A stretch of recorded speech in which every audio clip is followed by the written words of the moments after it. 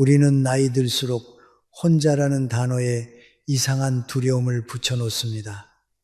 외로울까봐, 쓸쓸할까봐, 남들이 불쌍하게 볼까봐. 그런데 제가 여러 세대를 지켜보며 확신하게 된 것이 하나 있습니다. 노후에 사람을 무너뜨리는 것은 혼자 있음이 아니라 혼자 있지 못하는 마음입니다. 혼자 있는 시간에 스스로를 감당하지 못하면 사람은 끝내 누군가에게 매달리게 됩니다. 그리고 그 매달림은 관계를 망치고 자존을 갉아먹고 말년에 가장 큰 상처를 남깁니다. 혼자 사는 노후가 좋은 이유는 간단합니다. 내 삶의 리듬이 내 손으로 돌아오기 때문입니다. 젊을 때는 회사의 리듬, 자식의 리듬, 가족의 리듬에 끌려갑니다. 오늘은 누가 온다. 이번 주말은 누구를 만나야 한다. 무슨 일에 얼굴을 비춰야 한다. 이렇게 남의 일정표로 살아온 세월이 길지요.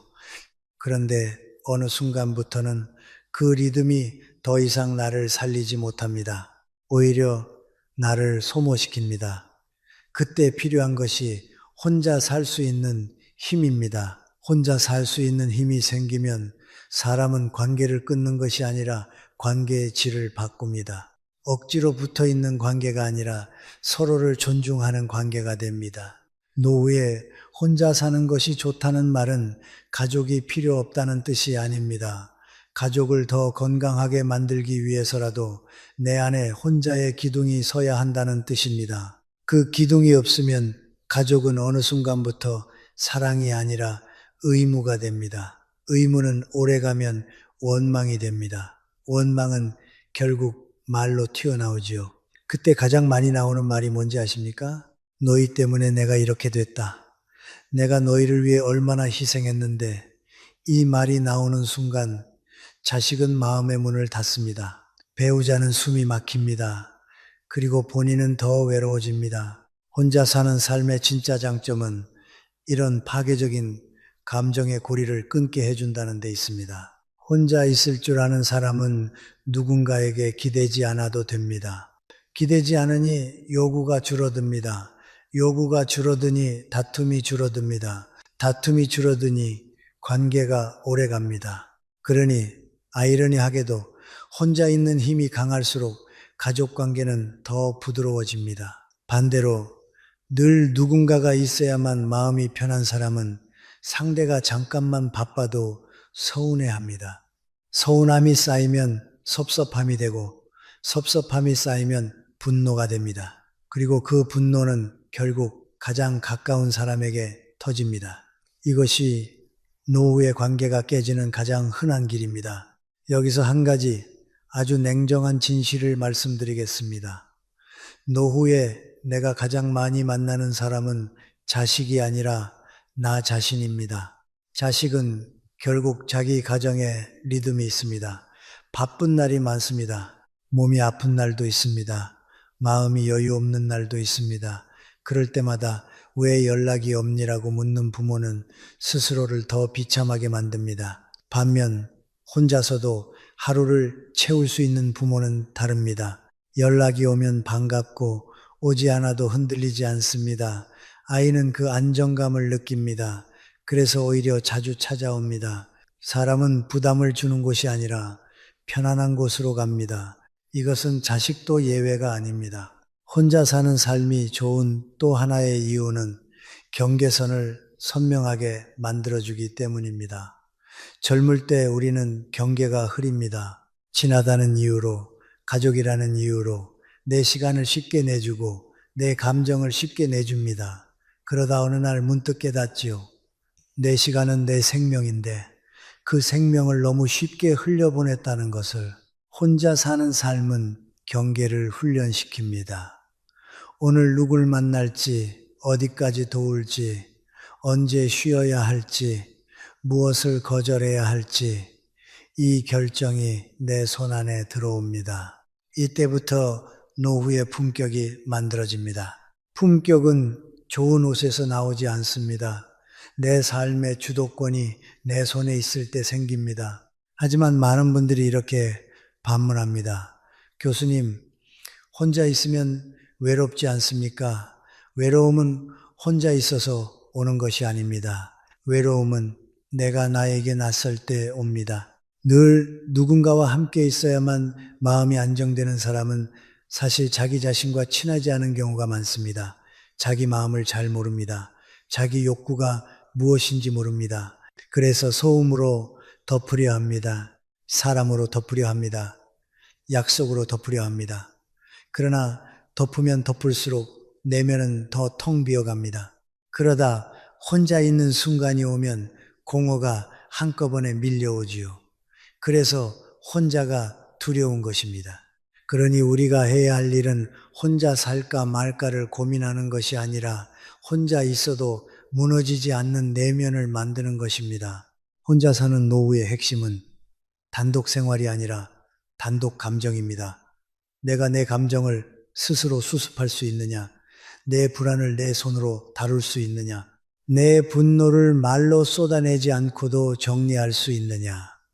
이 능력이 있으면 혼자 살아도 행복합니다. 반대로 이 능력이 없으면 함께 살아도 불행합니다. 가족과 같이 살면서도 마음은 늘 외로운 사람이 있습니다. 반대로 혼자 살아도 마음이 늘 충만한 사람이 있습니다.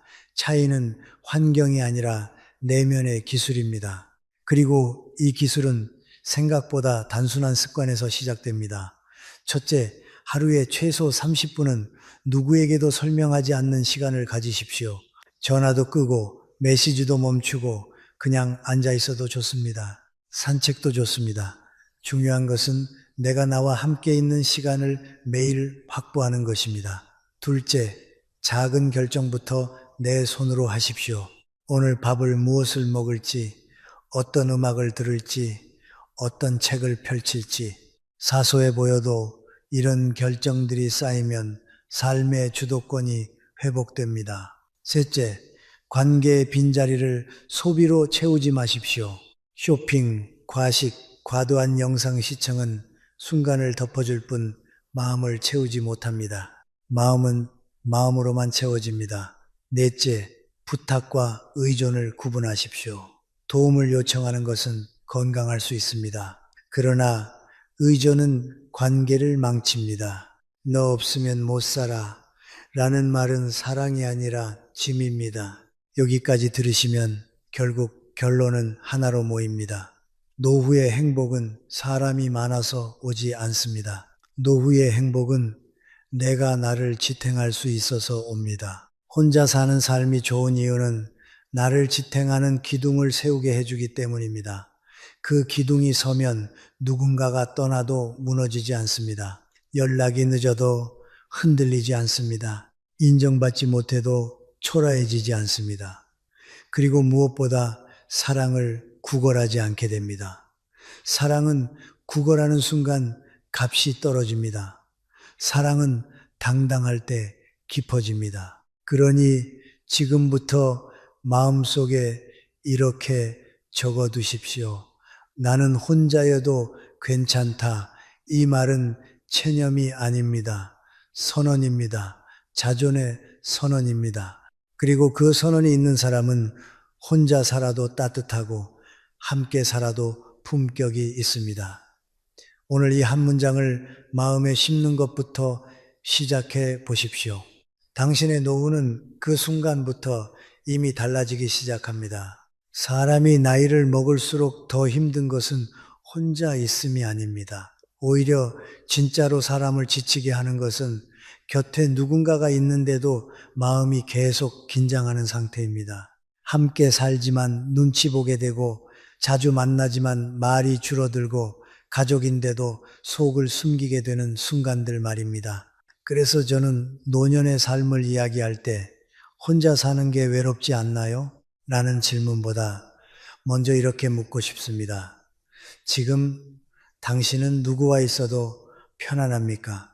여기서부터 이야기를 곧장 시작하겠습니다.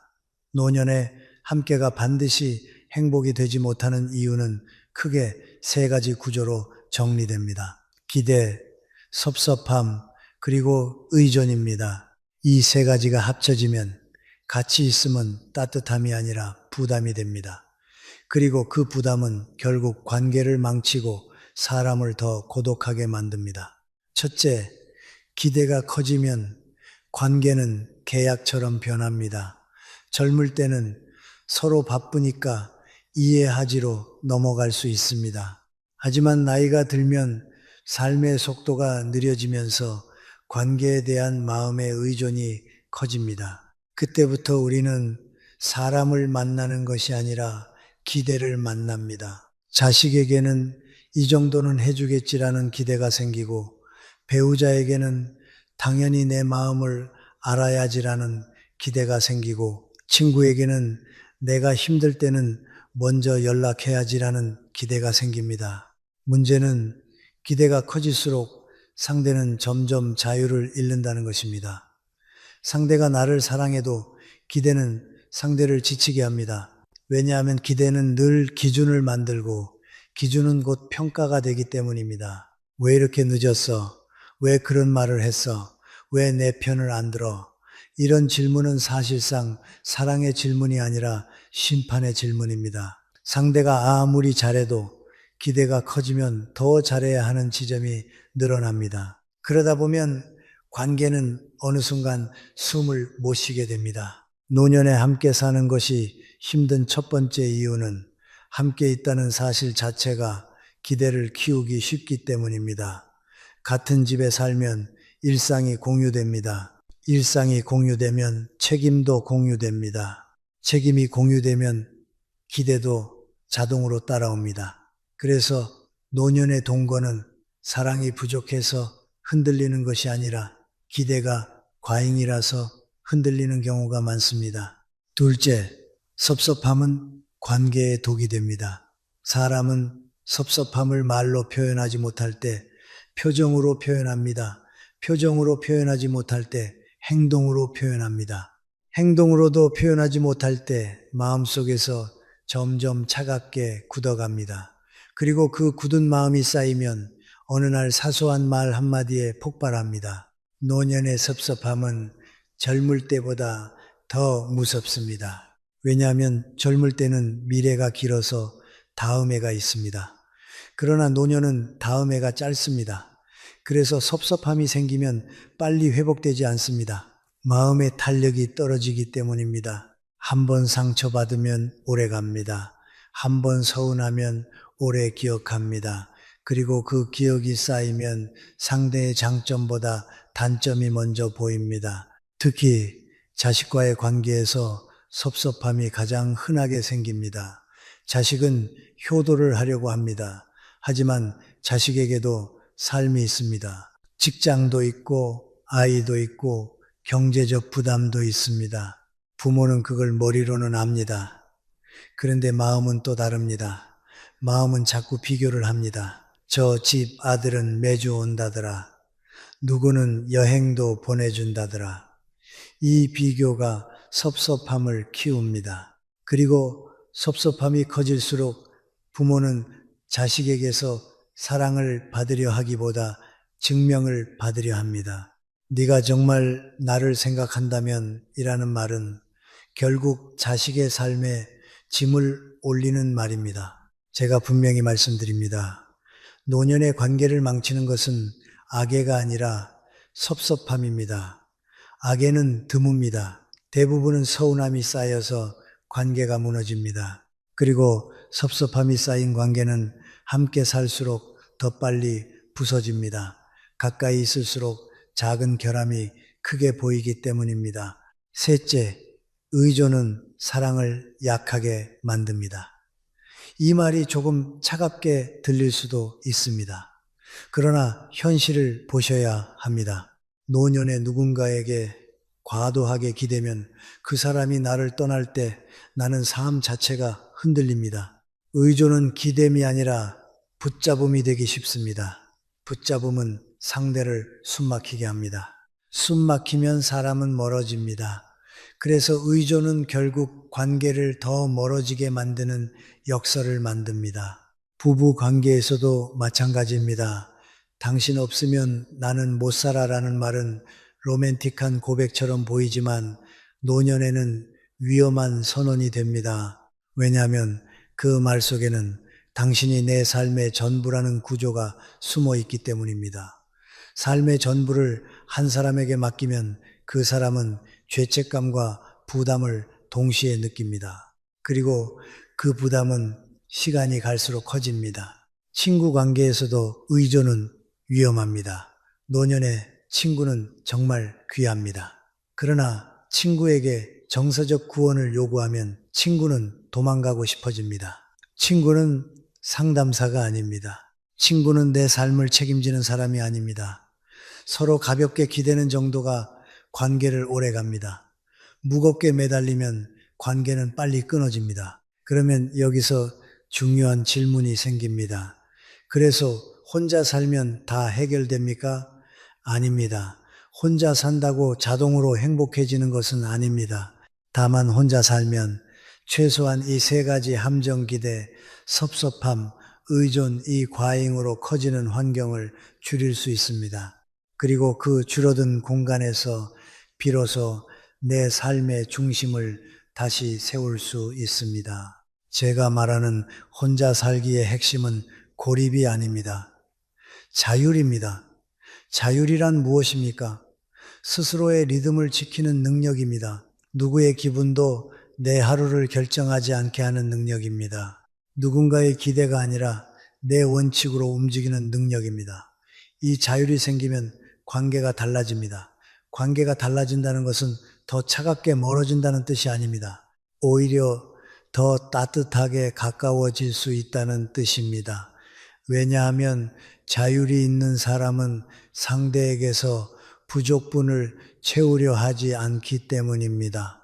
여기서 노년의 관계를 살리는 가장 중요한 원칙 하나를 드리겠습니다. 가까움은 거리로 지켜집니다. 이 말이 모순처럼 들릴 수 있습니다. 하지만 실제로는 그렇습니다. 적당한 거리가 있어야 상대를 존중할 수 있습니다. 적당한 거리가 있어야 말이 예의로 남습니다. 적당한 거리가 있어야 섭섭함이 쌓이기 전에 숨을 돌릴 수 있습니다. 특히 가족에게 이 원칙이 절실합니다. 가족은 마음이 크기 때문에 상처도 큽니다. 그리고 상처가 크기 때문에 원망도 깊어집니다. 그러니 가족일수록 거리의 기술이 필요합니다. 거리의 기술은 차갑게 선을 긋는 것이 아니라 관계를 오래 유지하기 위한 질서를 세우는 것입니다. 예를 들어 이런 겁니다. 자식에게 전화를 걸 때 왜 연락이 없니? 로 시작하지 마십시오. 이 한마디가 섭섭함의 씨앗입니다. 대신 그냥 목소리 듣고 싶어서 전화했어 라고 하십시오. 이 말은 부담이 아니라 선물입니다. 혹은 용건이 있을 때도 너 바쁘지로 시작하지 말고 시간 될 때 편한 때 말해줘로 마무리하십시오. 문장 하나가 관계의 공기를 바꿉니다. 또 하나, 배우자에게 당신은 왜 늘 그래? 라는 말은 절대 하지 마십시오. 이 말은 상대를 사람으로 보지 않고 습관으로 보는 말입니다. 대신 나는 이럴 때 마음이 조금 불안해 라고 말하십시오. 비난이 아니라 감정의 공유로 바꾸는 겁니다. 감정의 공유는 관계를 살리고 비난은 관계를 죽입니다. 그리고 친구에게도 마찬가지입니다. 요즘 왜 나를 피하니? 라고 묻지 마십시오. 친구는 방어합니다. 대신 네가 요즘 어떻게 지내는지 궁금했어 라고 하십시오. 이 한 줄이 부담과 따뜻함을 가릅니다. 노년의 인간관계는 큰 기술이 아닙니다. 작은 문장 하나, 작은 거리 하나, 작은 기대 조절 하나가 전부입니다.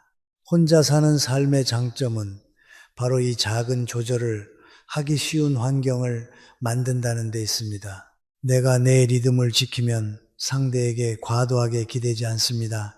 내가 내 하루를 채우면 상대의 빈자리를 탓하지 않습니다. 내가 내 마음을 관리하면 섭섭함이 쌓이기 전에 스스로 풀어낼 수 있습니다. 그러니 혼자 사는 게 좋은가? 라는 질문을 이렇게 바꾸셔야 합니다. 내가 내 삶의 중심을 세울 수 있는가? 중심이 서 있으면 혼자 살아도 외롭지 않습니다. 중심이 없으면 함께 살아도 고독합니다. 이 차이가 노년의 삶을 갈라놓습니다. 이제 다음으로 넘어가야 할 것은 그렇다면 그 중심을 어떻게 세우느냐입니다. 혼자 살면서도 고립되지 않고 관계를 유지하면서도 기대, 섭섭함, 의존의 늪에 빠지지 않는 구체적인 방법이 필요합니다. 그 이야기를 다음 부분에서 더 정확하게 정리해 드리겠습니다. 노년의 삶에서 혼자 사는 것이 좋다는 말을 저는 감정의 구호로 쓰고 싶지 않습니다. 그것은 하나의 기술입니다. 삶을 관리하는 기술이고 관계를 지속시키는 기술입니다. 그래서 파트 3에서는 감상이나 위로가 아니라 실제로 삶이 바뀌는 구조를 말씀드리겠습니다. 혼자 살되 고립되지 않는 법, 관계를 유지하되 기대, 섭섭함, 의존에 휘둘리지 않는 법입니다. 먼저 결론부터 드리겠습니다. 노년에 혼자 사는 삶이 가장 강해지는 순간은 사람이 나를 채워줘야 한다는 생각이 사라질 때입니다. 그 생각이 사라지면 관계가 바뀝니다. 관계가 구원이 아니라 교류가 되기 때문입니다. 교류는 가볍고 오래 갑니다. 구원은 무겁고 빨리 무너집니다. 그렇다면 내 삶을 사람이 아니라 구조로 채우는 방법이 필요합니다. 구조는 세 가지 축으로 세우면 됩니다. 이 하루의 리듬, R, 관계의 규칙, 마음의 해독 시스템, 이 세 가지가 갖춰지면 혼자 살아도 흔들리지 않습니다. 첫째, 하루의 리듬을 고정시키십시오. 노년의 외로움이 커지는 순간은 대개 시간이 비어 있을 때입니다. 시간은 비어 있는데 마음이 예민해지면 사람을 붙잡습니다. 그러다 기대가 생기고 섭섭함이 쌓입니다. 그래서 혼자 사는 사람에게 가장 중요한 것은 사람을 늘리는 것이 아니라 시간을 설계하는 것입니다. 제가 권하는 방식은 단순합니다. 하루를 세 구간으로 나누십시오. 오전은 몸의 시간, 오후는 일의 시간, 저녁은 마음의 시간. 이 세 구간이 고정되면 삶은 안정됩니다. 오전 몸의 시간은 반드시 움직임이 있어야 합니다. 걷기, 가벼운 스트레칭, 계단 오르기, 집안 정리도 좋습니다. 중요한 것은 몸이 먼저입니다. 몸이 움직이면 마음이 과열되지 않습니다. 노년의 불안은 마음에서 시작되는 것 같지만 실제로는 몸의 정체에서 커집니다. 몸이 가만히 있으면 생각이 커집니다. 생각이 커지면 섭섭함이 커집니다. 그러니 몸을 먼저 움직이십시오. 오후 일의 시간은 거창한 직업이 아니라 역할을 만드는 시간입니다. 역할이 없는 사람은 관계에 매달립니다. 역할이 있는 사람은 관계를 선택합니다. 예를 들어 매일 같은 시간에 도서관 가기, 글쓰기, 소소한 공부, 집안 관리, 손주에게 읽어줄 이야기 준비, 가계부 정리, 봉사활동 등 무엇이든 됩니다. 핵심은 나는 오늘 할 일이 있다라는 감각입니다. 그 감각이 노년의 자존감을 지켜줍니다. 저녁 마음의 시간은 회복의 시간입니다. 여기서 중요한 것은 정리입니다. 하루에 쌓인 감정, 서운함, 후회, 불안은 저절로 사라지지 않습니다. 쌓이면 다음날 관계에 튀어나옵니다. 그래서 저녁에는 마음을 해독해야 합니다. 방법은 간단합니다. 하루를 한 문장으로 요약해 보십시오.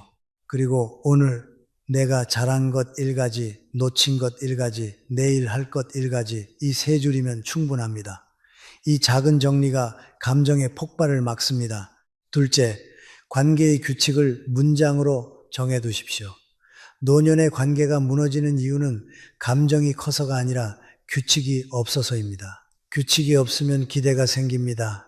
기대가 생기면 섭섭함이 생깁니다. 섭섭함이 생기면 관계가 끊어집니다. 그래서 규칙은 어려운 선언이 아니라 내가 지킬 문장 하나면 됩니다. 제가 추천하는 규칙 문장 3가지를 드리겠습니다. 나는 부탁할 때 선택권을 준다. 자식에게 이번 주에 와라 라고 하지 마십시오. 시간 될 때 잠깐 얼굴 보면 좋겠다 라고 하십시오. 선택권을 주면 관계는 덜 상처받습니다. 선택권을 빼앗으면 섭섭함이 쌓입니다. 나는 섭섭함을 욕으로 바꾸지 않는다. 섭섭할 때 우리는 이렇게 말합니다. 너는 왜? 당연히. 원래. 이 말들은 모두 요구입니다. 요구는 상대를 방어하게 만듭니다. 대신 섭섭함은 감정으로 말하십시오. 나는 조금 서운했어. 감정은 공유가 되지만 요구는 싸움이 됩니다. 나는 내 외로움을 상대의 의무로 만들지 않는다. 외롭다고 해서 상대에게 책임을 지우지 마십시오. 내가 이렇게 외로운데 라는 말은 죄책감을 줍니다. 죄책감으로 유지되는 관계는 오래 못 갑니다. 외로움은 나의 삶에서 해결해야 합니다. 그래서 앞에서 말한 하루의 구조가 중요합니다. 셋째, 마음의 해독 시스템을 가지십시오. 노년의 마음은 생각보다 감정에 휘둘립니다. 감정은 한번 붙으면 오래 갑니다. 그래서 감정을 씻어내는 루틴이 필요합니다. 저는 해독 시스템을 3단계로 권합니다. 인정, 분리 전환. 인정, 내가 지금 서운하다, 불안하다, 외롭다, 이걸 인정하십시오. 인정하지 않으면 감정은 행동으로 나옵니다. 말투가 차가워지고 연락을 끊고 상대를 시험합니다. 시험하는 순간 관계는 무너집니다. 분리, 감정과 사실을 분리하십시오. 예를 들어 자식이 연락이 없다는 사실과 자식이 나를 무시한다는 해석은 다릅니다. 사실은 하나인데 해석이 감정을 키웁니다. 해석을 사실로 착각하면 관계는 오해로 망합니다. 전환, 그 다음에 행동을 전환하십시오. 감정이 올라올 때 바로 전화하지 마십시오. 바로 메시지 보내지 마십시오. 그 순간의 말은 대부분 후회가 됩니다. 대신 10분 걷기, 물 한 컵, 집안 정리, 음악 한 곡, 샤워, 간단한 메모, 이 행동 전환이 감정 폭발을 막습니다. 이것이 노년의 품격입니다. 품격은 말의 기술이 아니라 감정의 제동장치입니다. 여기서 중요한 부분을 더 말씀드리겠습니다. 혼자 사는 것이 좋다는 말이 현실이 되려면 반드시 사회적 연결을 설계해야 합니다. 혼자는 고립이 아닙니다. 고립은 연결이 없는 상태입니다. 혼자는 연결의 질을 선택하는 상태입니다. 그러니 연결은 필요합니다. 다만 연결을 한 사람에게 몰아주지 말아야 합니다. 연결을 3층으로 나누십시오. 얕은 연결 동네, 단골, 인사, 알, 중간 연결, 취미 모임, 봉사, 운동, 삶, 깊은 연결, 가족, 절친, 믿을 사람 1, 2명.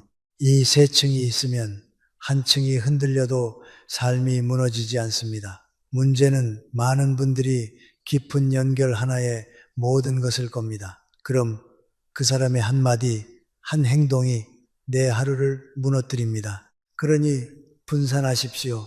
이것이 노년의 안전장치입니다. 그리고 여기서 경제 이야기를 하지 않을 수 없습니다. 현실적으로 노년에 혼자 사는 것을 망설이는 가장 큰 이유 중 하나는 돈입니다. 혼자 살면 돈이 더 들지 않나? 병원비는 갑자기 아프면? 맞습니다. 그래서 혼자 살기는 감정이 아니라 시스템입니다. 저는 최소한의 원칙을 말씀드립니다. 첫째, 고정비를 줄이는 것이 자유를 만듭니다. 집이 크면 관리비가 큽니다. 차가 있으면 유지비가 큽니다. 과시의 비용이 커지면 마음이 조급해지고 조급해지면 관계에 매달립니다. 반대로 고정비가 줄면 마음이 편해집니다. 마음이 편하면 관계가 좋아집니다. 둘째, 의료 응급 시스템은 미리 정해두십시오. 가까운 병원, 응급 연락처, 약 정리, 간단한 체크리스트. 이런 준비는 불안을 줄입니다. 불안이 줄면 사람에게 의존하지 않습니다. 셋째, 내 삶의 작은 지출을 즐거움으로 남기십시오. 완전히 절약만 하면 삶이 삭막해집니다. 그러면 사람에게서 위안을 찾습니다. 그래서 소소한 즐거움, 커피 한 잔, 책 한 권, 작은 여행, 이런 것들을 계획적으로 넣으십시오. 계획된 즐거움이 관계의 부담을 줄입니다. 마지막으로 제가 정말 핵심만 한 줄로 정리해 드리겠습니다.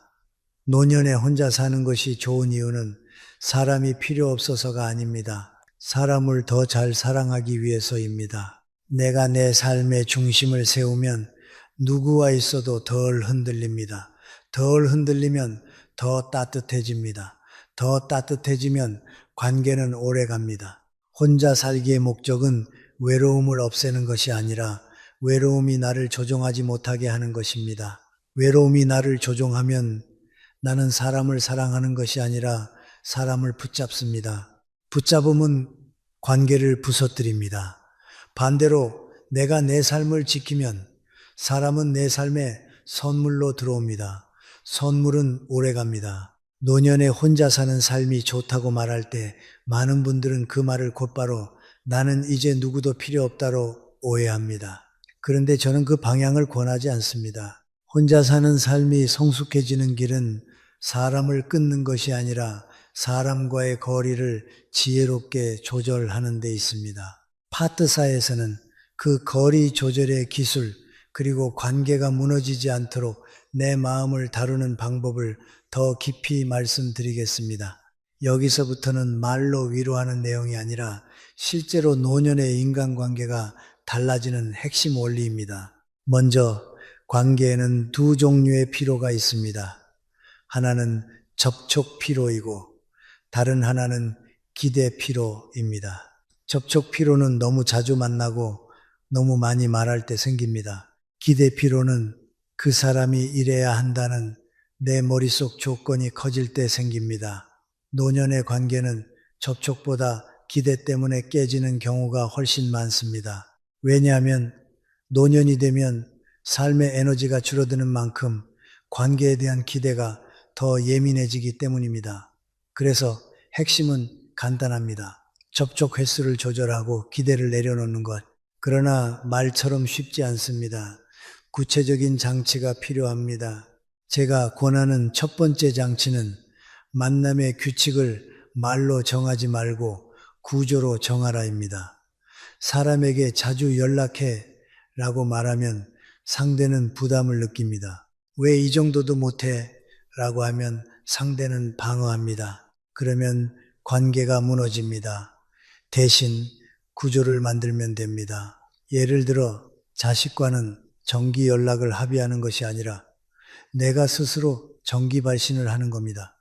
일주일에 한 번 짧은 안부 메시지 길게 쓰지 마십시오. 질문 하나, 응원 한 줄이면 됩니다. 요즘 날씨가 많이 춥더라. 건강 괜찮니? 이번 주는 바빴지. 몸 좀 챙겨라. 오늘은 네가 생각나서 그냥 연락했다. 이 정도면 충분합니다. 여기서 중요한 것은 상대의 답장을 의무로 만들지 않는 것입니다. 답장이 늦어도 괜찮습니다. 내가 보낸 안부는 내가 하고 싶은 마음의 표현이지 상대에게서 무엇을 받아내는 도구가 아닙니다. 이 태도가 관계를 살립니다.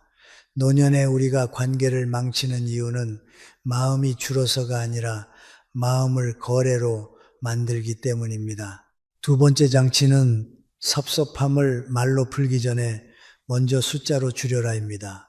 섭섭함은 대부분 크게 느껴지지만 실제로는 작은 사건 하나에서 시작됩니다. 그런데 그 사건을 머릿속에서 반복 재생하면 감정이 커집니다. 그래서 저는 섭섭함을 느낄 때 3 규칙을 권합니다.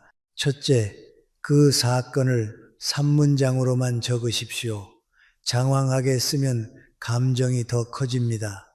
사실만 적어야 합니다. 둘째, 그 섭섭함이 내 인생에서 3개월 뒤에도 중요할지 물어보십시오. 대부분은 3개월 뒤에 사라질 일입니다. 셋째, 지금 내가 할 수 있는 행동을 3가지로만 좁히십시오. 예를 들어 기다린다, 다른 활동을 한다, 다음에 담담하게 말한다. 이렇게 좁히면 감정은 뚝 줄어듭니다. 감정은 넓어질수록 나를 지배합니다. 좁아질수록 내가 감정을 다룹니다. 노년의 평온은 감정을 없애는 것이 아니라 감정을 좁히는 것에서 옵니다. 세 번째 장치는 관계의 중심을 대화가 아니라 신뢰로 바꿔라입니다. 어떤 분들은 말합니다. 우린 대화가 없어서 멀어졌어. 그런데 사실은 다릅니다. 대화가 없어서가 아니라 신뢰가 약해져서 대화가 사라진 겁니다. 그래서 대화를 늘리는 것이 답이 아닙니다. 신뢰를 회복하면 대화는 자연히 따라옵니다. 신뢰는 거창한 약속이 아니라 작은 일관성에서 생깁니다. 예를 들어 이런 것들입니다. 약속한 시간에 늦지 않기, 부탁을 했으면 결과를 꼭 알려주기, 상대의 비밀을 다른 사람에게 말하지 않기, 상대가 힘들 때 조언보다 공감을 먼저 하기. 노년의 관계는 정답이 아니라 안전이 필요합니다. 상대가 내 옆에서 안전하다고 느끼면 말이 적어도 관계는 깊어집니다. 반대로 말이 많아도 상대가 불안하면 관계는 멀어집니다. 여기서 많은 분들이 놓치는 부분이 있습니다. 노년에 혼자 사는 분들이 관계에서 가장 자주 하는 실수는 내가 더 많이 베푸니까 상대도 더 해야 한다는 생각입니다. 이것은 아주 위험합니다. 배춤을 계산하면 그 순간부터 사랑이 아니라 거래가 됩니다. 거래는 반드시 미수금을 남깁니다. 그 미수금이 섭섭함입니다. 그래서 저는 이렇게 말씀드립니다. 주는 것은 주는 것으로 끝내고 받는 것은 받는 것으로 감사하라. 관계의 평화는 공평함에서 오지 않습니다. 받아들임에서 옵니다. 그리고 혼자 사는 사람에게는 또 하나의 함정이 있습니다. 그것은 자기 말이 많아지는 것입니다. 혼자 있는 시간이 길어지면 말이 고플 수 있습니다. 그럴 때 누구를 만나든 내 이야기를 쏟아내고 싶은 마음이 생깁니다. 그러나 이것이 관계를 피곤하게 합니다. 왜냐하면 상대는 대화를 나누고 싶은 것이지 내 감정의 쓰레기통이 되고 싶은 것이 아니기 때문입니다. 그래서 노년의 대화에는 원칙이 필요합니다. 저는 이 1원칙을 권합니다. 내가 말하는 시간이 듣는 시간일이 아니라 반대로 하십시오. 내가 일만 말하고 일을 듣는 것입니다. 질문을 먼저 던지고 상대의 말을 끝까지 듣는 것, 그 순간 사람들은 당신을 편안하게 느낍니다. 편안함이 관계를 오래가게 합니다. 다음은 가족 관계에서 특히 중요한 이야기입니다. 자식과의 관계, 특히 며느리 사위와의 관계에서 노년의 갈등은 대부분 경계선이 흐려질 때 터집니다. 경계선이란 무엇입니까? 내 삶과 저 사람의 삶을 구분하는 선입니다. 이 선이 흐려지면 간섭이 됩니다. 간섭은 결국 폭발합니다. 그러니 경계선은 분명해야 합니다. 그런데 경계선을 세울 때 많은 어르신들이 싸우듯이 세웁니다. 내가 너희를 어떻게 키웠는데 내가 한 말이 맞다. 이렇게 세우면 상대는 마음을 닫습니다. 경계선은 싸움이 아니라 선언으로 세워야 합니다. 예를 들어 이런 문장들입니다. 너희 방식이 있지. 나는 존중할게. 내가 도울 수 있는 건 여기까지야.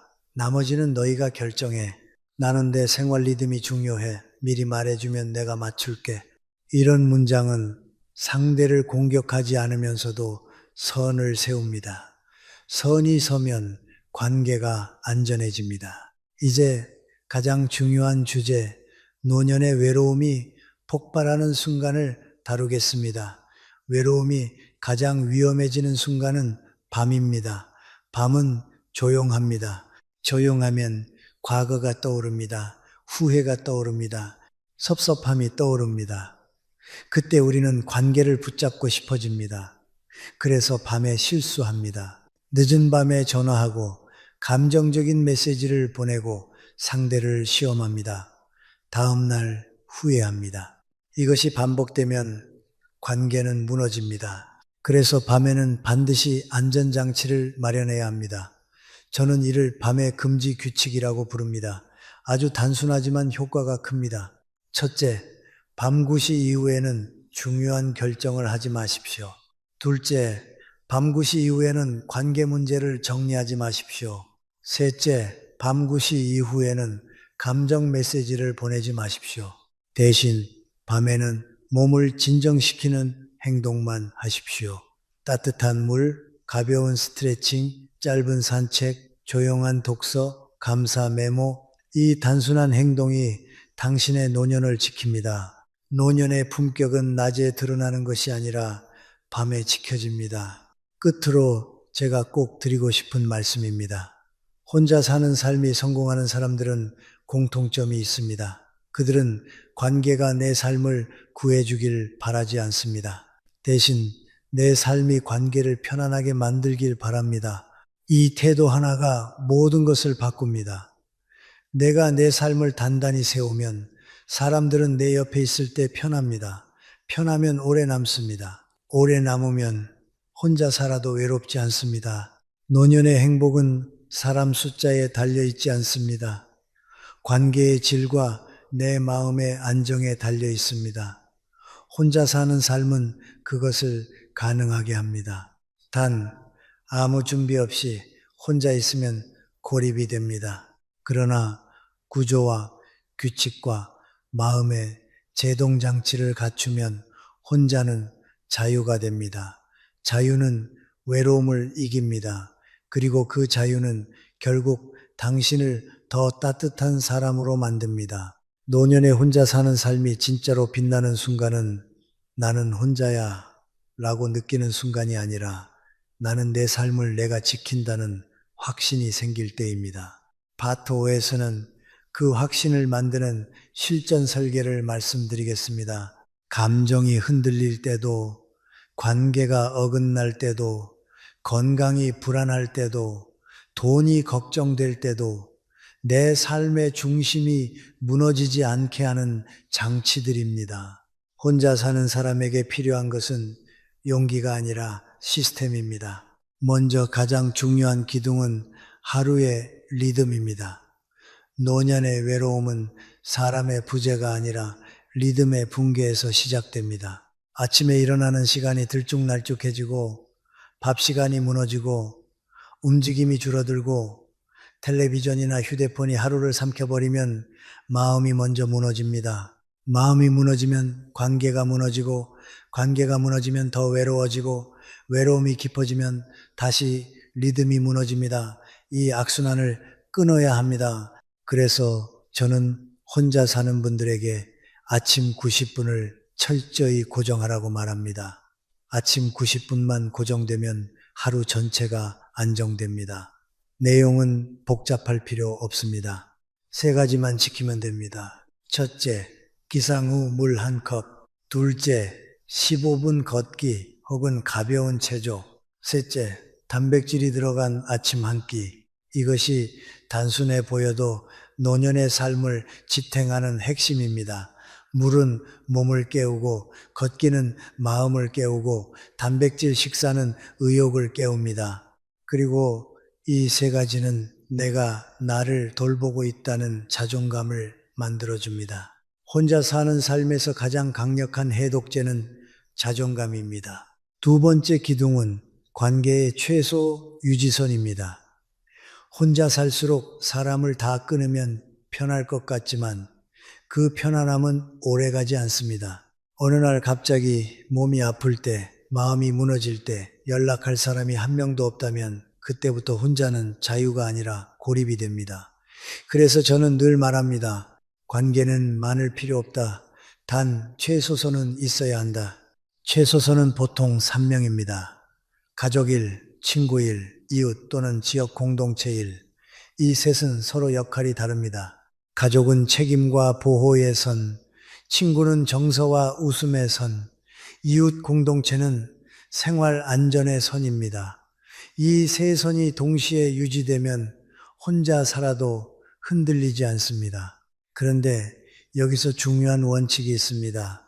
최소선 관계는 깊게 붙잡는 관계가 아니라 가볍게 이어지는 관계여야 합니다. 혼자 사는 사람은 관계에 매달릴수록 상대도 부담을 느끼고 나도 더 불안해집니다. 그러니 연결은 가볍게 대신 꾸준히 한 달에 한 번 얼굴 보기, 일주일에 한 번 안부 한 줄, 이 정도면 충분합니다. 관계의 품질은 빈도가 아니라 안전감에서 결정됩니다. 세 번째 기둥은 돈의 질서입니다. 노년에 혼자 사는 분들이 가장 두려워하는 것은 외로움보다 나중에 돈이 부족해질까 하는 불안입니다.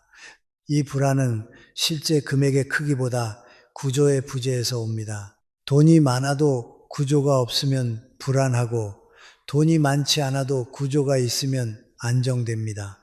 그래서 저는 단순한 구조를 권합니다. 어렵게 투자 이야기를 하자는 것이 아닙니다. 생활의 질서를 만들자는 것입니다. 저는 3통장 원칙을 말합니다. 첫째, 고정지출 통장, 집세 관리비, 보험 통신비 같은 매달 나가는 돈. 둘째, 생활비 통장, 식비, 교통비, 병원비 같은 변동 비용. 셋째, 비상금 통장, 절대 손대지 않는 예비 자금. 이 구조가 생기면 마음이 안정됩니다. 그리고 비상금 통장은 금액보다 존재가 중요합니다.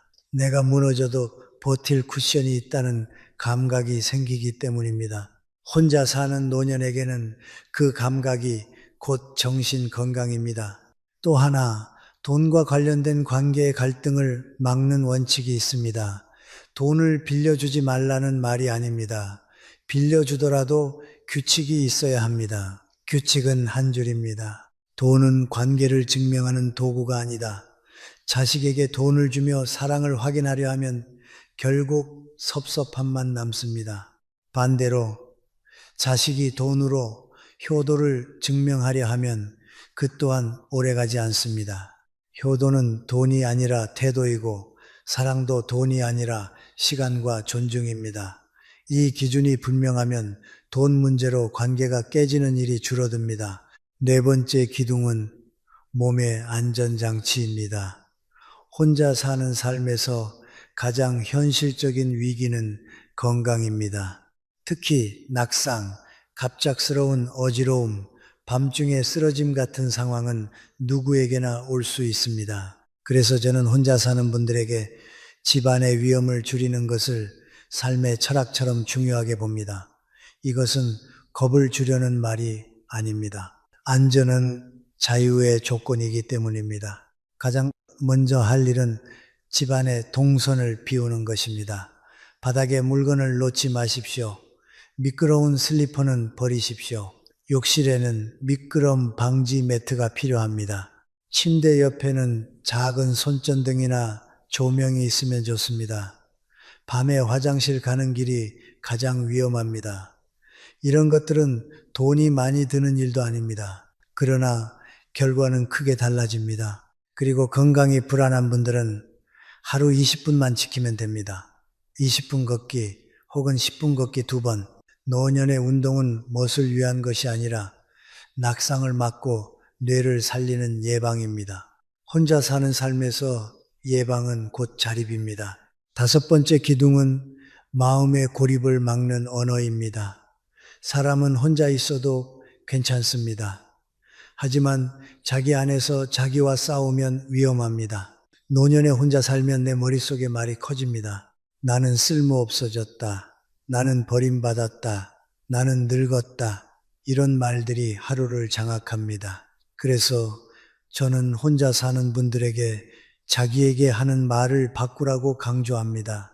이것은 심리학 이전의 삶의 기술입니다. 제가 권하는 문장은 단순합니다. 나는 지금 내 삶을 정리하고 있는 중이다. 나는 혼자여도 충분히 살 수 있다.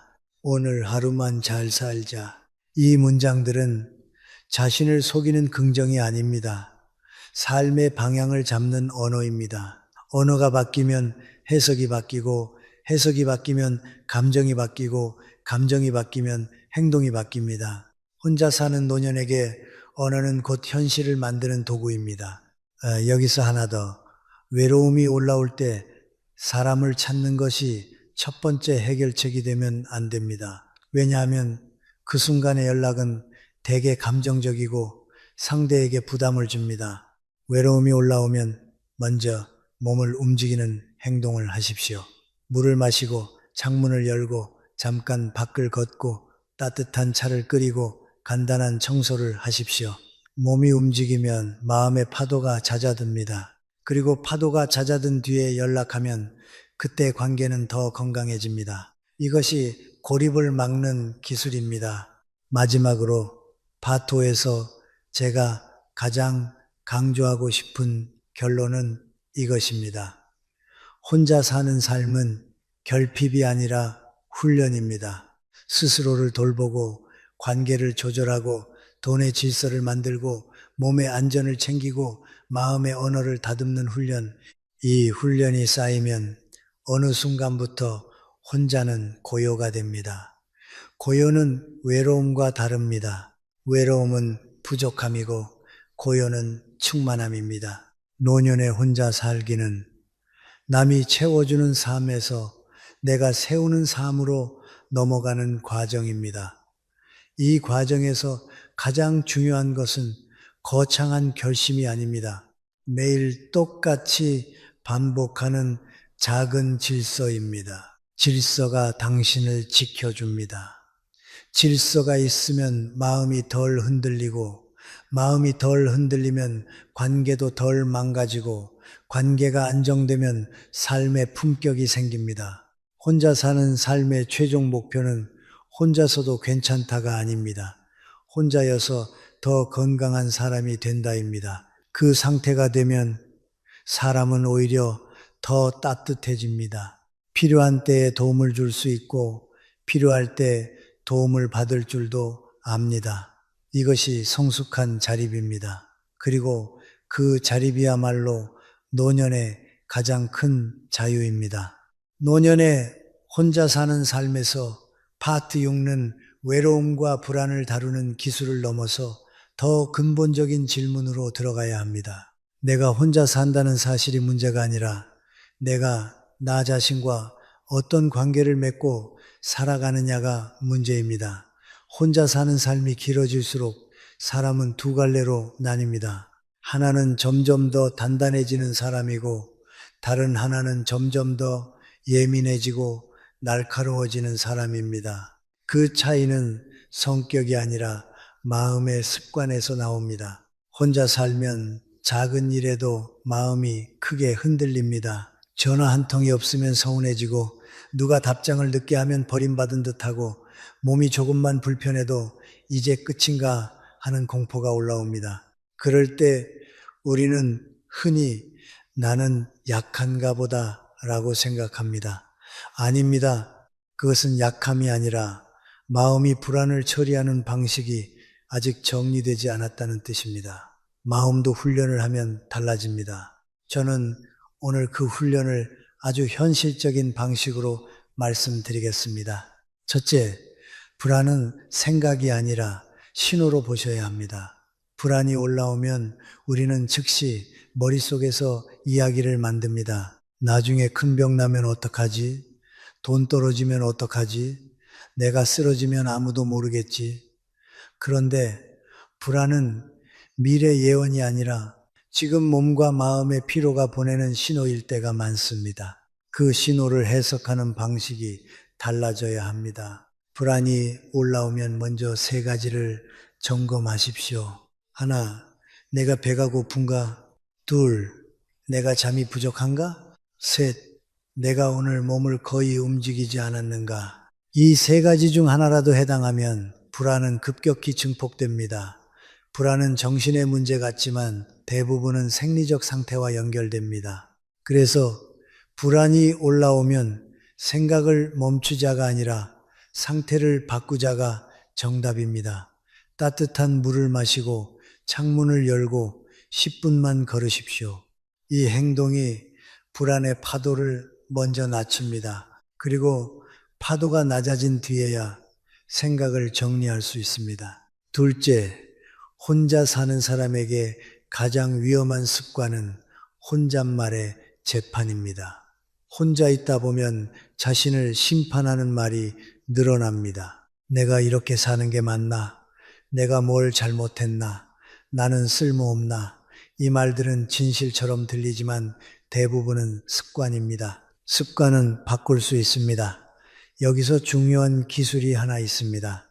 재판을 멈추고 기록으로 바꾸는 것입니다. 저는 3줄 기록을 권합니다. 하루에 딱 3줄이면 됩니다. 첫 줄, 오늘 내가 한 일 한 가지. 둘 줄, 오늘 내가 느낀 감정 한 가지. 셋 줄, 내일 내가 할 작은 행동 한 가지. 예를 들어 이렇게 씁니다. 오늘 20분 걸었다. 오후에 외로웠다. 내일 아침에 시장에 다녀오자. 이 단순한 기록이 왜 중요하냐면 머릿속의 불안은 계속 과장되고 확대됩니다. 하지만 글로 내려오면 크기가 줄어듭니다. 기록은 마음을 객관화시키는 가장 강력한 도구입니다. 혼자 사는 노년에게 기록은 자기 돌봄의 기술입니다. 셋째, 외로움은 반드시 해결해야 할 감정이 아니라 관리해야 할 날씨입니다. 우리는 외로움을 없애려고 합니다. 그래서 누군가를 급하게 만나려고 하고 무리하게 약속을 잡고 감정에 끌려서 전화하고 그러다 관계가 깨집니다. 외로움은 없애는 대상이 아니라 비 오는 날 우산을 쓰듯이 다루는 대상입니다. 비를 없앨 수는 없지만 젖지 않게 할 수는 있습니다. 외로움이 오는 날에는 외로움을 없애겠다가 아니라 오늘은 우산을 쓰겠다라고 생각하십시오. 우산은 무엇인가? 행동입니다. 사람을 찾기 전에 행동을 찾는 것입니다. 제가 권하는 우산 행동은 5가지 중 하나면 충분합니다. 햇볕 아래 15분 걷기, 따뜻한 국이나 차 끓이기, 집 안 한 곳 10분 정리하기, 라디오나 강의 하나 듣기, 시장, 서점, 도서관 같은 사람이 있는 공간에 잠깐 다녀오기. 여기서 핵심은 대화를 하러 가는 것이 아니라 공간을 바꾸러 가는 것입니다. 혼자 사는 사람은 공간이 마음을 지배합니다.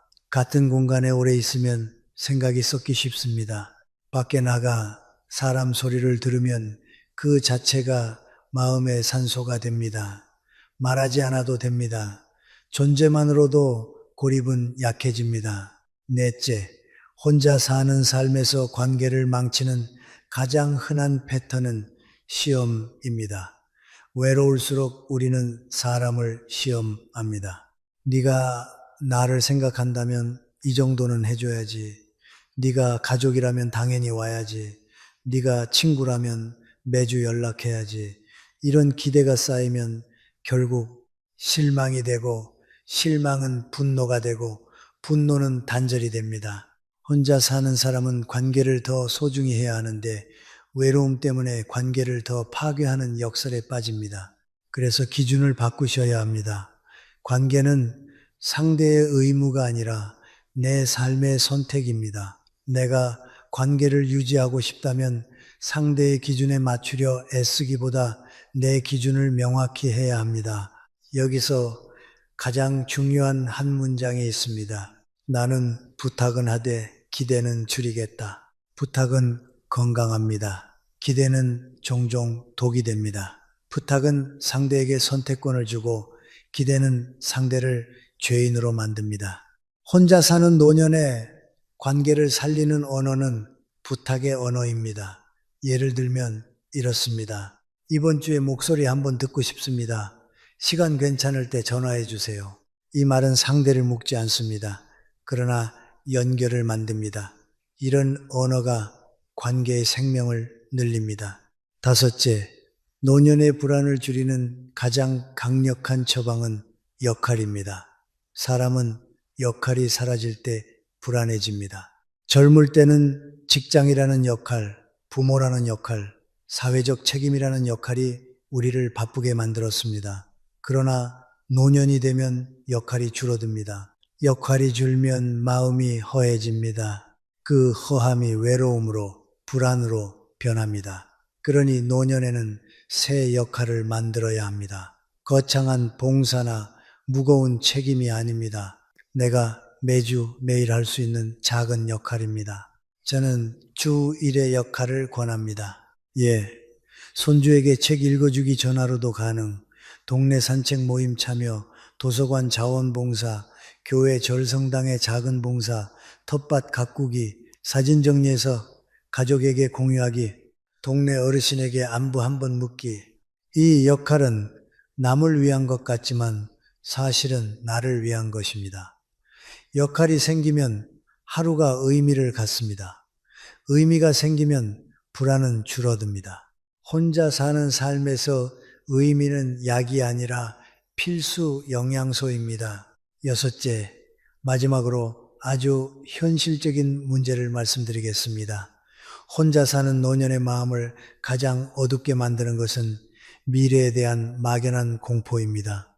특히 건강 악화, 긴급 상황, 간병 문제, 장래 문제 같은 주제는 생각만 해도 숨이 막힙니다. 그래서 많은 분들이 아예 생각을 피합니다. 그런데 피할수록 공포는 더 커집니다. 공포는 모를 때 커지고 정리할 때 작아집니다. 그래서 저는 2장의 종이를 권합니다. 첫 번째 종이 긴급 연락망, 오명가족, 친구, 이웃, 병원, 지역센터. 두 번째 종이 내 기본정보, 약, 알레르기, 지병, 보험, 중요한 문서 위치. 이 2장이 왜 중요하냐면 이것이 내가 쓰러져도 시스템이 작동한다는 확신을 주기 때문입니다. 혼자 사는 노년에게 확신은 생존의 기반입니다. 그리고 이 확신이 있을 때 마음은 훨씬 평온해집니다. 정리하겠습니다. 혼자 사는 삶을 지키는 핵심은 외로움을 없애는 것이 아닙니다. 불안을 줄이는 것이 아닙니다. 내 삶을 안정시키는 마음의 습관을 세우는 것입니다. 상태를 먼저 바꾸고 기록으로 마음을 정리하고 외로움을 날씨처럼 관리하고 관계는 부탁으로 유지하고 작은 역할로 의미를 만들고 2장의 종이로 공포를 줄이는 것. 이것이 파 6의 실전입니다. 노년에 혼자 살기는 슬픈 운명이 아닙니다. 훈련된 자립입니다.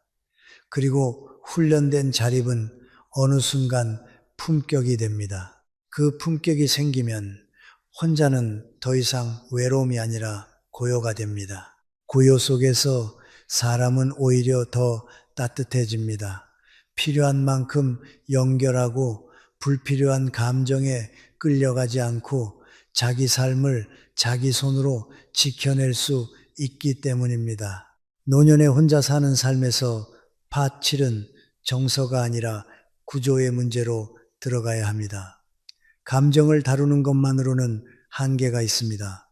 혼자 사는 삶이 편안해지려면 마음이 기대어 설 수 있는 생활의 구조가 필요합니다. 구조가 없으면 하루는 느슨해지고 느슨한 하루는 생각을 부패시키고 부패한 생각은 결국 사람을 무기력하게 만듭니다. 그래서 오늘은 혼자 사는 노년이 반드시 갖춰야 할 삶의 안전장치를 말씀드리겠습니다.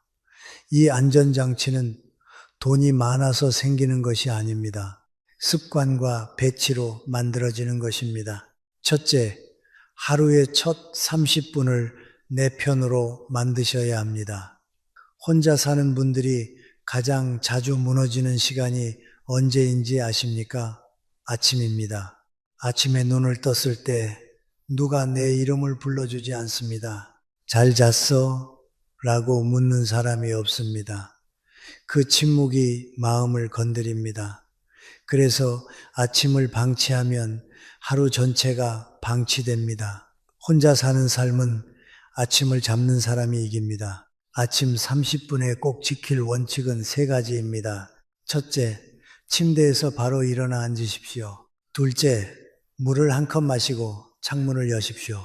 셋째, 몸을 3분만 움직이십시오. 이 3가지를 의식처럼 반복하면 뇌는 오늘도 내가 나를 돌본다는 신호를 받습니다. 이 신호가 하루의 안정성을 만듭니다. 대단한 운동이 아닙니다. 가볍게 스트레칭하고 팔을 돌리고 다리를 풀어주는 정도면 충분합니다. 중요한 것은 강도가 아니라 매일 같은 시간, 같은 순서입니다. 혼자 사는 노년에게 반복은 불안의 해독제입니다.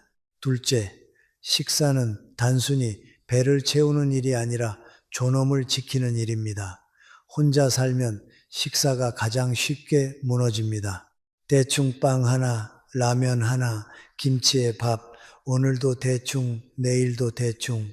그러다 몸이 약해지고 마음도 약해집니다. 식사를 대충 하면 결국 나 자신을 대충 대하게 됩니다. 저는 이것을 아주 단호하게 말합니다. 혼자 사는 삶에서 식사를 지키지 못하면 어떤 위로도 오래가지 않습니다. 혼자 사는 분께 권하는 식사 원칙은 하루 한 끼만이라도 제대로입니다. 아침이든 점심이든 저녁이든 하루 한 끼는 꼭 따뜻한 것으로 드십시오. 국 한 그릇이라도 좋고 죽 한 그릇이라도 좋습니다. 왜 따뜻한 것이 중요하냐면 따뜻함은 몸을 안정시키고 안정된 몸은 마음을 안정시키기 때문입니다. 그리고 가능하다면 식사를 할 때 식탁에 앉으십시오. TV 앞에서 침대에서 먹지 마십시오. 자세가 삶의 태도를 만듭니다. 셋째, 혼자 사는 노년이 반드시 해야 할 것은 돈의 구조화입니다. 돈이 적어서 불안한 것이 아니라 돈이 어떻게 흘러가는지 몰라서 불안합니다. 일정한 수입이 없어질수록 지출의 관리가 삶의 안정성입니다. 그런데 많은 분들이 나는 돈 계산이 싫다라고 하십니다. 싫어도 해야 합니다. 돈을 방치하면 불안이 커지고 불안이 커지면 더 감정적으로 소비하게 됩니다. 그 악순환을 끊어야 합니다. 복잡하게 하실 필요 없습니다. 월 1회 딱 20분만 하시면 됩니다. 고정지출 관리비, 통신비, 보험료를 종이에 적습니다. 변동지출 식비, 병원비, 교통비를 대략 범위로 잡습니다. 비상금 항목을 정합니다. 작게라도 좋습니다. 그리고 중요한 규칙이 하나 있습니다. 감정이 흔들리는 날에는 큰 결정을 하지 않는다. 혼자 살면 외로움이 올라오는 날이 있고 그날은 충동이 생깁니다. 보험을 바꿔볼까? 큰 물건을 살까? 누군가의 투자 권유에 혹할까? 그날은 절대 결정을 내리지 마십시오. 결정은 안정된 날에 해야 합니다. 이것이 구조입니다. 넷째, 혼자 사는 노년이 가장 두려워하는 것은 아플 때입니다. 병 자체보다 누가 나를 챙겨주나가 공포입니다. 그래서 파트 6에서 긴급 연락망과 기본 정보를 말씀드렸습니다. 파트 7에서는 한 단계 더 들어가야 합니다. 의료 동선을 만들어야 합니다. 병원 갈 때마다 검색하고 갈 때마다 고민하고 갈 때마다 불안하면 병원은 공포의 장소가 됩니다. 하지만 의료 동선이 정해져 있으면 병원은 관리의 장소가 됩니다. 의료 동선은 이렇게 만드십시오. 집에서 가장 가까운 내과, 가정의학과 한 곳을 주치의 개념으로 정합니다. 정기적으로 가는 약국 한 곳을 정합니다. 응급시 갈 수 있는 큰 병원 응급실 위치를 체크해 둡니다. 내 복용약 목록을 지갑과 휴대폰에 저장합니다. 이것을 해두면 몸이 불편할 때 마음이 덜 흔들립니다. 혼자 사는 삶에서 미리 정해둠이란 공포를 줄이는 가장 강력한 기술입니다. 다섯째, 관계는 숫자가 아니라 연결 방식입니다. 혼자 사는 분들이 흔히 이렇게 말합니다. 나는 사람이 없다. 그러나 실제로는 사람이 없는 게 아니라 연결 방식이 불안정한 경우가 많습니다. 연락을 끊어버리거나 반대로 한 사람에게만 매달리거나 혹은 관계를 감정으로만 운영합니다. 그러면 관계는 쉽게 깨집니다. 혼자 사는 노년은 관계를 시스템으로 운영해야 합니다. 제가 권하는 방식은 3-2-1 연결입니다. 3. 한 달에 한 번은 꼭 안부를 나눌 사람. 3명 가족 1, 친구 1, 이웃, 지인 1. 2. 일주일에 한 번은 밖에서 마주치는 공간, 이곳, 시장, 도서관, 경로당, 공원, 성당, 절, 교회 중 댁, 일, 매일 나와 대화하는 시간, 1번 기록, 독서, 기도, 명상, 산책 중 하나. 이렇게 구조가 있으면 누가 연락이 끊겨도 삶 전체가 무너지지 않습니다. 한 사람에게 삶을 맡기지 않게 됩니다. 이것이 안정입니다. 여섯째, 집안의 배치를 바꾸셔야 합니다. 혼자 사는 삶에서 집은 세계가 됩니다.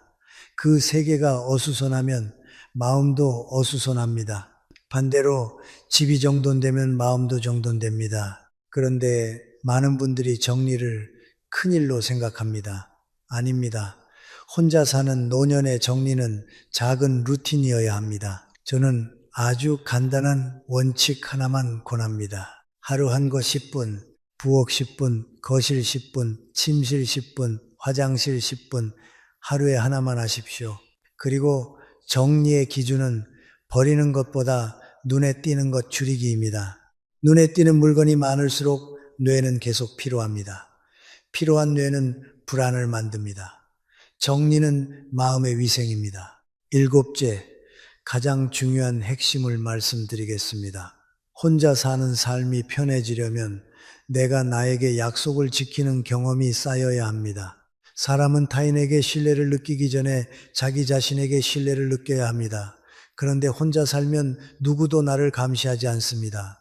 그래서 약속이 쉽게 깨집니다. 오늘은 걷기로 했는데 안 걷고, 오늘은 일찍 자기로 했는데 늦게 자고, 오늘은 밥을 해먹기로 했는데 또 대충 먹고, 이렇게 약속이 깨지는 경험이 쌓이면 자신에 대한 신뢰가 무너집니다.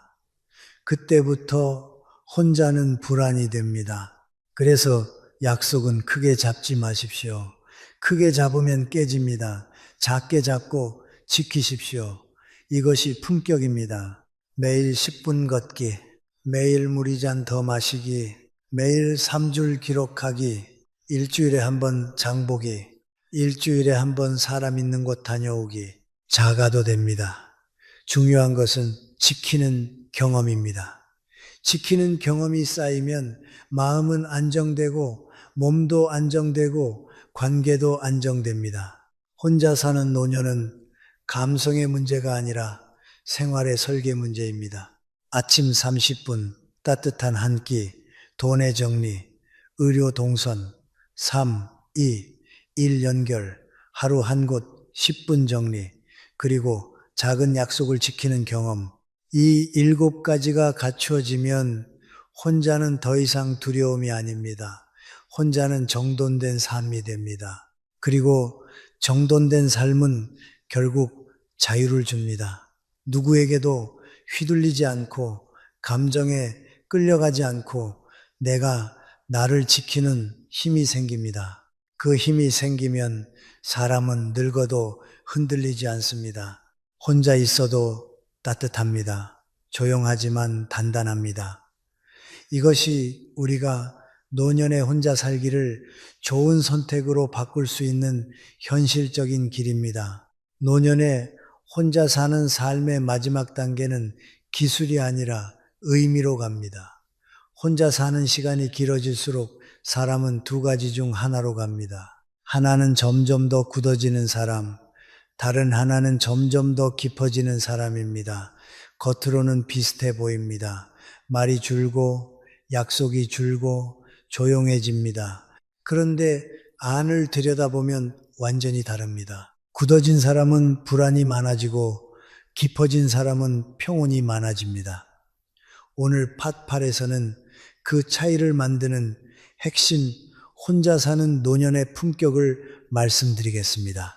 혼자 사는 노년의 품격은 화려함이 아닙니다. 누군가 나를 알아주지 않아도 내가 나를 낮추지 않는 태도입니다. 그리고 그 태도는 생각이 아니라 행동에서 시작됩니다. 사람은 생각으로는 얼마든지 고상해질 수 있습니다. 그러나 행동이 따라오지 않으면 고상함은 잠깐의 기분으로 끝납니다. 결국 품격은 작은 습관의 합입니다. 첫째, 혼자 살수록 내 말의 질을 관리해야 합니다. 혼자 있으면 말을 안 하니까 괜찮을 것 같죠. 그런데 아닙니다. 혼자 있을수록 내가 나에게 하는 말이 늘어납니다. 이 말이 독해지면 인생이 독해집니다. 내가 뭐 그렇지, 이 나이에 뭘 해, 어차피 혼자야. 이런 말은 칼이 되어 마음을 깎습니다. 그 칼로 나를 깎아놓고 세상이 왜 차갑냐고 말하면 안 됩니다. 혼자 사는 분에게 가장 필요한 습관은 자기에게 하는 말을 바꾸는 것입니다. 아주 단순하게 하십시오. 하루에 딱 한 번만 거울 앞이든 아니든 이렇게 말해 보십시오. 오늘도 잘 버텼다. 나는 나를 돌볼 수 있다. 나는 아직 배울 수 있다. 이 말이 허무하게 들릴 수 있습니다. 그러나 인간은 듣는 대로 살아갑니다. 특히 가장 많이 듣는 말, 내 말대로 살아갑니다. 둘째, 혼자 살수록 내가 나를 대접하는 의식이 필요합니다. 대접은 남에게만 하는 게 아닙니다. 나에게도 해야 합니다. 혼자 사는 분들이 흔히 무너지는 지점이 바로 여기입니다. 누가 보지 않으니까 대충 입고, 대충 먹고, 대충 씻고, 대충 눕습니다. 그러면 삶 전체가 대충이 됩니다. 대충은 편해 보이지만 결국 사람을 무너뜨립니다. 인간은 존엄을 잃으면 의욕을 잃고 의욕을 잃으면 삶을 잃습니다. 대접의 의식은 돈이 들어가지 않습니다. 예를 들어 이런 것입니다. 외출이 없어도 옷을 한번 갈아입기, 식사할 때 컵에 물을 따라 놓기, 밥 먹기 전에 10초만 숨 고르기, 하루 한 번 향이 있는 비누로 손 씻기. 작아 보이지만 이런 행동이 나는 소중하다는 신호를 몸에 새깁니다. 품격은 남의 시선이 아니라 내 습관에서 나옵니다. 셋째, 혼자 살수록 빈 시간을 다루는 법을 알아야 합니다. 노년의 외로움은 사람의 부재에서 오기도 하지만 더 정확히 말하면 시간의 부재에서 옵니다. 할 일이 없어지는 순간 생각이 사람을 잡아먹습니다. 그래서 밭 7에서 구조를 말씀드렸습니다. 밭 8에서는 한 걸음 더 나아가야 합니다. 빈 시간을 의미 있는 시간으로 바꾸는 작업입니다. 여기서 중요한 것은 거창한 목표가 아닙니다. 의미는 작은 기여에서 생깁니다. 혼자 사는 노년이 삶을 단단하게 만들려면 자신을 소비자가 아니라 기여자로 느껴야 합니다. 내가 누군가에게 쓸모가 있다는 감각, 그것이 외로움을 이깁니다. 기여는 크지 않아도 됩니다. 손주에게 편지 한 줄, 이웃에게 반찬 조금 나누기, 후배에게 짧은 조언, 자원봉사 한 달에 한 번 동네 가게에서 따뜻한 인사, 이런 것들이 내가 아직 살아있다는 감각을 줍니다. 그 감각이 품격을 만듭니다. 넷째, 혼자 사는 사람은 기억을 관리해야 합니다. 노년의 마음은 과거에 자주 머뭅니다.